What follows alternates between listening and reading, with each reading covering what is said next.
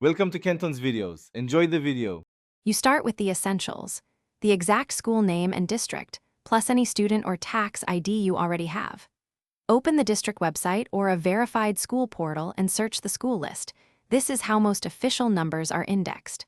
Once done, note variations in spelling or abbreviations, because those change search results and keep a phone ready for quick calls.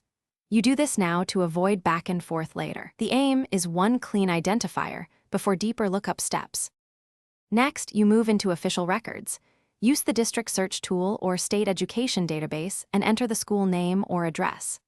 This reveals the school number, NSAS ID, or campus code, numbers used for funding, transcripts, and registration. If multiple results appear, compare address and grade levels to confirm the match.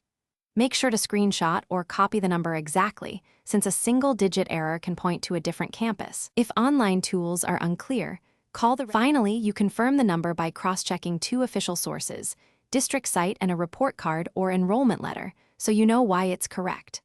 Once confirmed, save the number in your records and ask the registrar for an email confirmation if you need proof for forms. If you encounter mismatches, clear your browser cache, try alternate spellings or addresses, and then call for written verification.